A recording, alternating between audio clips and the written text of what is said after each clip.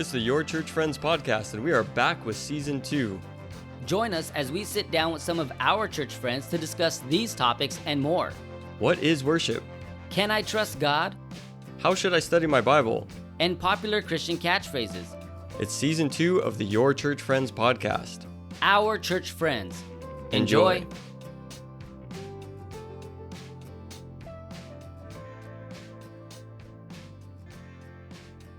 All right, welcome to Your Church Friends podcast. I am Chris. Is this right? Yeah, this is what you say. What's up, podcast friends? I am Matt. And we are here for the After Hours show. After hours. Yeah, this is the After Hours show. So we're here. It's like almost 11 o'clock at night, and we're going to record this episode on worship. Yeah, buddy. Yeah, and obviously Murdoch's not with us, so it's just going to be me and you going back and forth on what is worship. So my first question out the gate for you, and I need an honest answer. Yeah. Are you unforeseen kiss or sloppy wet kiss? No, unforeseen. Sloppy wet kiss, that's just, it just doesn't feel right, you know? To do that on stage and sing that lyric, it just, I couldn't do it with a straight face. I laughing. So. And are you a father God or daddy God? Come on. If I was a volunteer, but I'm on staff, so. I had a guy in high school that I knew that would say "Daddy God" during prayers, and it was one of those. It just kind of caught you off guard, and like, okay, I mean, it's cool, it's your worship, that's your thing, but I couldn't. I would just be doing it ironically, and that's not how you. That's not probably worship, right? If you're doing it ironically.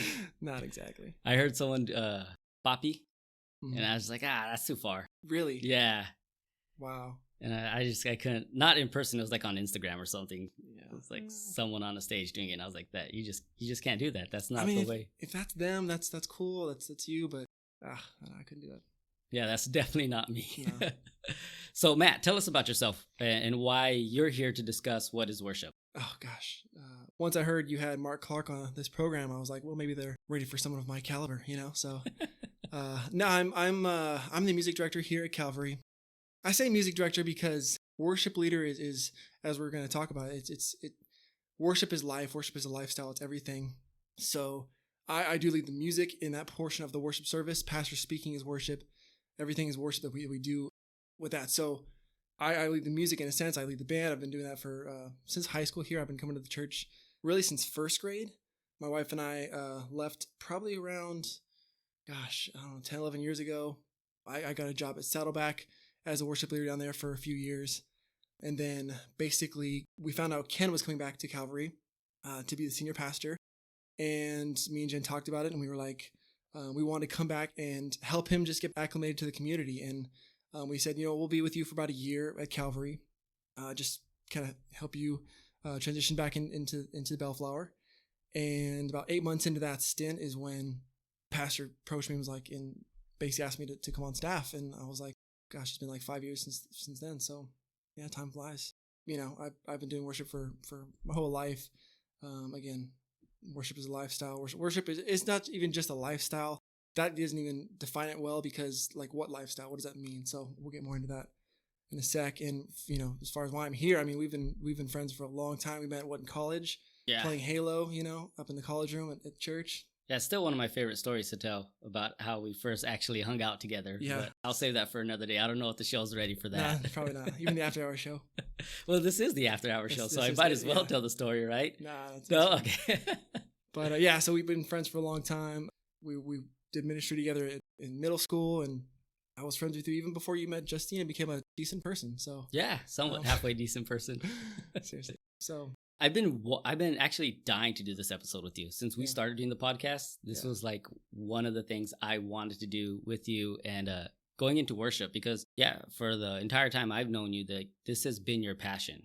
Mm-hmm. You've definitely put your toes into other things in ministry, but it does always seem that this is where God has brought you back. So what is worship? Worship, the way I was defined to me in early on when I was started leading, was Todd Proctor, and he said that worship is a response to God for what he's done, what he is doing, what he's going to do in our lives. And I've always stuck with that definition of worship. But especially throughout my worship career, what I've kind of found out in one of my life verses is from Psalms 51. What defines worship as is worship is obedience.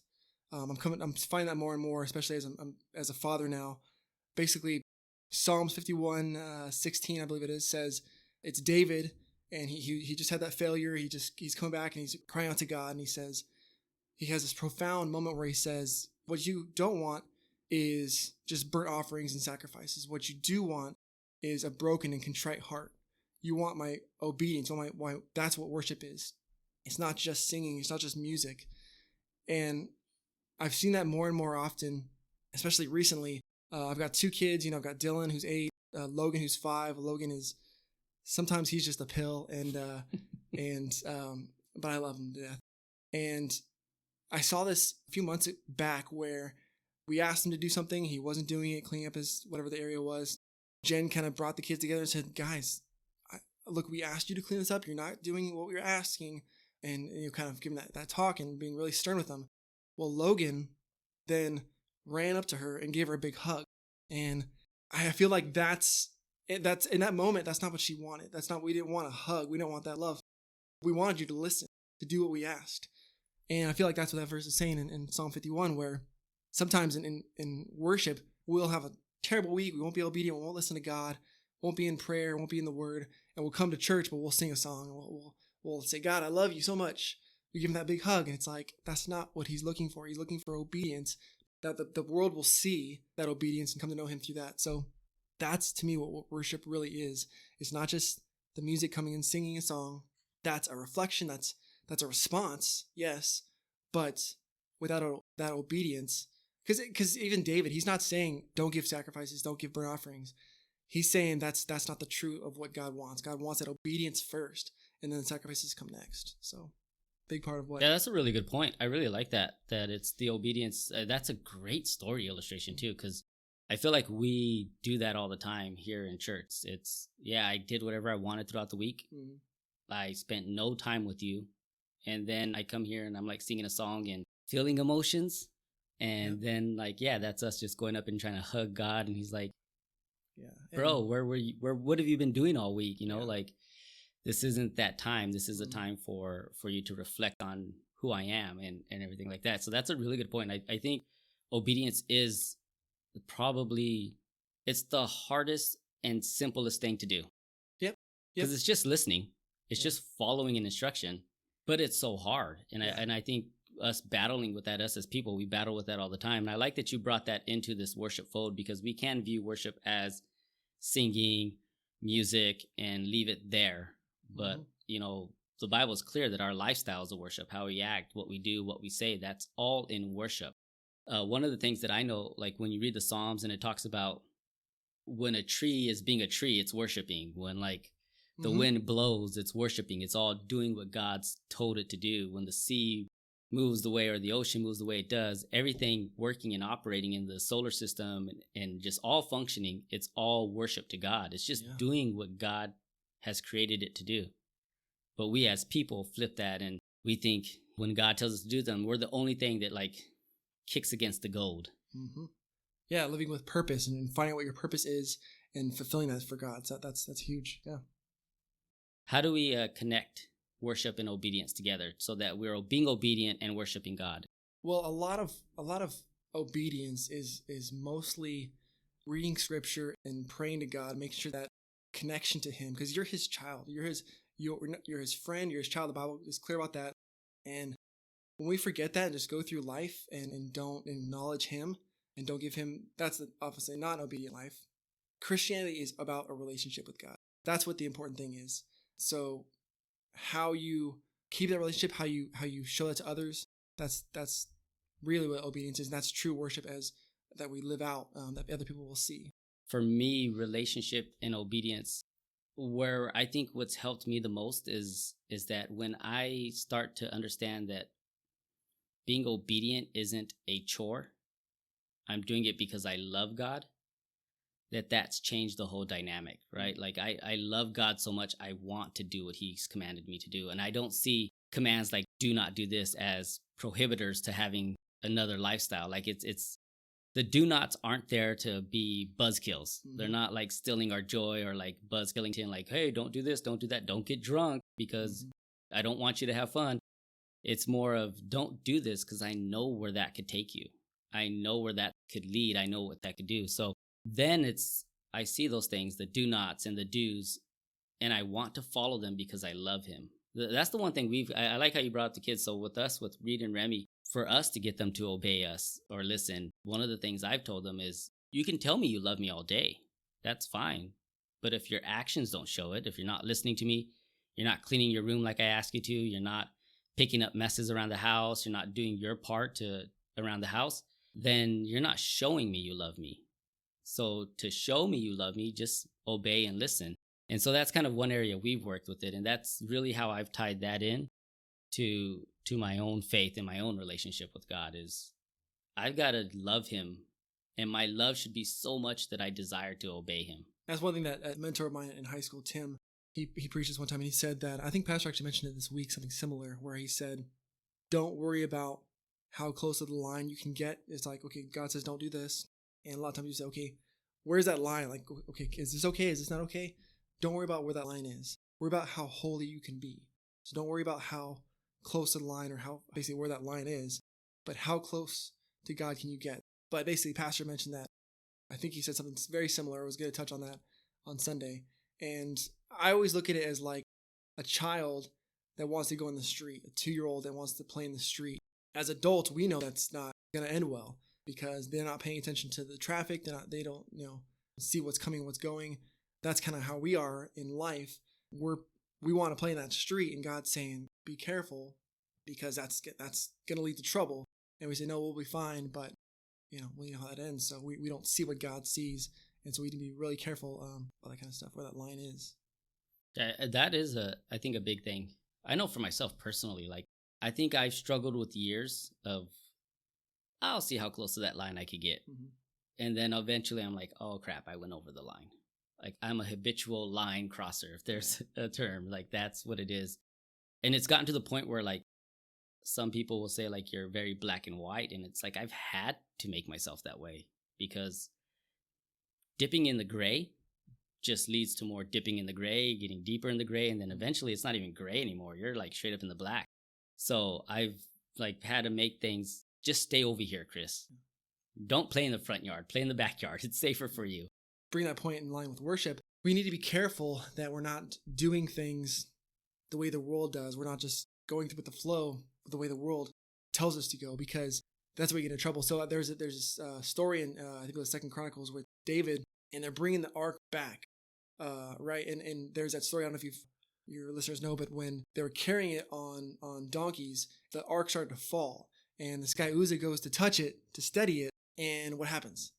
He dies, right? God kills him on the spot, and David's like, "What's going on, God? Like, we're trying to bring your ark back, and this is how you treat us, So then David stops, goes through the scriptures, and the priests and they all kind of go back and read what's going on. And the problem was they weren't doing it correctly. They weren't following God's process in bringing and carrying the ark. They were carrying it on donkeys. You know where they got that from? The Philistines. Because they were bringing it back from the Philistines, right? The Philistines took the ark and didn't go well for them. They weren't supposed to have it. And so God cursed wherever that ark was. So they finally said, you know what? We don't want any more. And they gave it back to the Jews. They said, you take it back, gave it back to Israel, and they're carrying it back, but they kept it on the donkeys because the Philistines had been carrying it that way. And so David's like, well, that's just easier. Let's just do it that way. So they was doing it the way the world was doing it. And then they realized, no, there's a specific process that God said how he wants it to be carried. And so after they did the research, they went back, they worshiped, they sacrificed, and then they picked up the way that was supposed to be. I think it was on tent poles, or the priest was supposed to carry something like that. And they brought it back to Israel the right way. I think they were worshiping like every few steps, just making sure to give it to God. And so again, that obedience of listening to the scriptures and reading the scriptures, and not just following the world and just doing what feels right, but actually knowing what God has called us to do, because there's a process to that. So like something in my head just like lit up when you were talking about that and telling that story, that like, have we brought the world into our worship? Yeah. Like, have we brought, and we're going to take a quick break and then we'll get into that when we come back. But that's just kind of like what hit me was, has the church today brought the world into our worship? So we'll talk more about that when we come back. This episode of Your Church Friends is brought to you by the 7-Eleven worship song. No, not the convenience store. That one worship song where you say the same 7 words 11 times. The 7-Eleven worship song, repeating the same 7 words 11 times for your joy. All right, we're back from our break, and in the middle of our break, and a little bit before, as we were talking, I heard this loud thump, and in my head, I'm thinking, Matt, why'd you drop something? We're recording. And then I realized it was me. I dropped my phone on the floor. So blame me again. Yeah, I'm the professional here, right? So worship, have we brought worship into the world's philosophy into our own worship? Whether we could talk about like our lifestyles. So we've then allowed how we worship, how the world says, or the world's influence to structure how we worship God, or in just music and worship and how we're playing in general, like what we do for worship.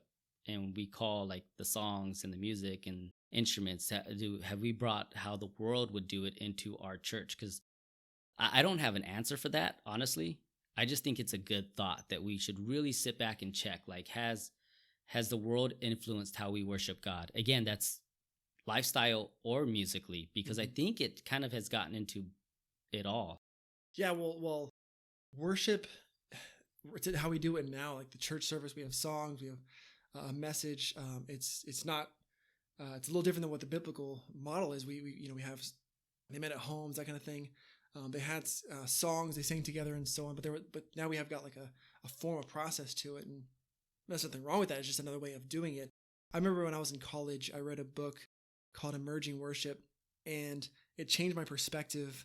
I went into a postmodern phase in my career. I kind of still have remnants of it, but postmodernism, basically break everything down. You take everything to its, all traditions, you throw it all away, and you say, like, what is important? What is the base thing that you're trying to get to? I mean, there was examples in this book of worship services where the band and the preacher were in the middle of the room, or maybe in the back of the room, and the audience was facing the screen in front of them, but the band's behind them. Like really weird stuff. Like, because none of that is important. The band isn't important. So when the church comes together and sings in corporate worship as one body, there's different songs. We have praises, we have hymns. There's difference between those. It kind of goes back to the Reformation. Or Reformation is like in the 1500s with Luther. That's kind of where hymns kind of started. If you go back to that history, you've got the church and everything's in Latin. They wouldn't translate the Bible in any common tongue. It was actually, I think it was treasonous to do so. So you have, I think it was William Tyndale, who translated the first Bible into the common language, and I think he was burned at the stake or something. He was killed for treason. And after that, we had the Luther situation with the Reformation, where everything started changing, and they started singing songs. Some rumors have said that they used pub songs or old folk songs and changed the words to make some of the familiar hymns we have now. But it was mainly just to teach. It was worship it was songs meant to teach about God, teach about the scriptures. That would sometimes go along with the message and so on. But hymns weren't necessarily for worship. It was just for teaching. That's why we have these hymns that are so great. The lyrics are so strong and so have a lot of theology in them. Whereas nowadays there's more contemporary praises where it's very emotional, very responsive, like God, I love you 1,000 times, as the bridge. So there's the dichotomy of the two types, and there's songs in between as well. But both are okay, I think. I think it's just a matter of the context. You want to have some teaching as well with that scripture. So when people come into a worship service, they can learn about God as well as hear the congregants sing. But at the same time, you have those songs that really you connect with, and you really can and say, God, you are a good father. That's who you are, and have that response. But you got to make sure it's not just all emotions like we talked about before. It's not just about feelings. It's about that lifestyle. So that's kind of where we are nowadays with worship. That's how we at Calvary especially we want to make sure to have both the teaching and that response emotion. So growing up Pentecostal, so it's like a little different than like Baptist, right? So growing up Pentecostal, the whole idea of worship when they presented it to us growing up was you are basically going into the Holy of Holies, right? Like this is you going before God. When you talk about the musical singing aspect of it, almost a comparison of Moses and the burning bush. Like where you are at is holy ground. You are in the presence of God. You are stepping into there so that then you can take that and go out to your week and continue walking in that obedience because you've had that presence experience with God. But even with that, I felt like it's great, but it just lacked because every day we should live in that presence of God. Every day we should desire to get into that Holy of Holies. And it shouldn't just be through song and music. Yeah. It should be through what we do and what we say and how we act and prayer and reading our word and spending time with him alone or just pulling over to help someone on the side of the road. Like all that is worship and getting us into God's presence. Because the more we move closer to God, the more we're in his presence. And that's where that obedience comes from. It comes from that reverence of knowing who God is and realizing who he is, because we can't really even fathom how big he is and how great he is. But, that speaking of the Holy of Holies, you had these priests who would tie ropes. They tie ropes to the priests. And they actually, before they did that, they had incense, in that area. And what they did was they raised the curtain and filled the Holy of Holies with incense, because they, if they saw all of God's glory, they would die. So they wanted to kind of keep it hazy in a sense. So, but basically when the priest went in there, they would tie a rope to him. And I don't know if you know the story, but basically if I think he also had something on in there, like a bell, like it was ringing. So if it would kind of like ring, and then thud, and then silence for a while, they would know, he died. He wasn't worthy. He had sin in his life. And they really had to make sure that they were right with God and they were obedient before they approached the Holy of Holies. So they have to drag the priest out, with the rope, basically. And so that was very, I'm sure, intimidating. And the reverence you would have for that moment, the reverence you have for God in that moment, I feel like we're missing that here a lot in today's culture in general. And so without that reverence, that's why we don't have that obedience, because we're not seeing God as this big, glorious, majestic being. We just forget who he is sometimes. And so imagine that though, man. Imagine, in order for us to come into church to worship, right, we had to be right with our relationship with God, or like you would thud and fall. How different would you walk into this building? Right. Like, just think about that. Or would you even attempt to walk into the building? You're like, no, I know what I did this week. Or I'm just pretty sure I just cut someone off and gave them the finger on my way here. Yeah. Would you walk into church with coffee? It's like, oh, like this is great worship, Yeah. I don't know. I've heard of churches that ban coffee because of that reason, where they if you have coffee, you almost don't have that reverence. But that's a church to church issue. It's not really a huge thing, but it's a great point though. The reverence of God is what we come into worship, and then leaving knowing that and having experienced that. And like for me, what I like about music and when you come into the church of worship is that like it's almost so like someone who struggles with depression, like myself. One thing I heard someone told me was when my depression gets loud, my worship gets louder. And what it did for me was it sparked the seeing God bigger. And so when I could see God bigger, I kind of get out of that sad shell, or that I don't feel like I could function shell. And it makes God bigger than that stuff. And then I can move and operate. And I like what you're tapping into here with this reverence, because it all kind of follows that same play as like when we really reverence God with words and music, then it should lead us outside to see God in a bigger way that changes our lives and actually moves us more towards obedience. Yep. Man, you're hitting some good stuff here. That I loved that, the carrying the ark thing. I've read that story over and over again. Yeah. And I struggled with that. Like, why did he die? Yeah, why? And I didn't, that's where biblical context comes important, because they were doing it like the Philistines. So tell me then, what's your philosophy on leading worship? So leading worship, actually, this is a devotional I gave with my team a couple weeks ago.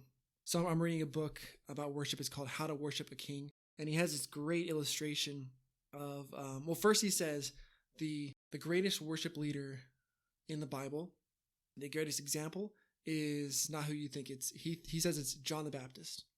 And he says, John the Baptist is a guy who had a big crowd in front of him and said, I'm not the guy you're looking for. It's this guy. You don't look at me.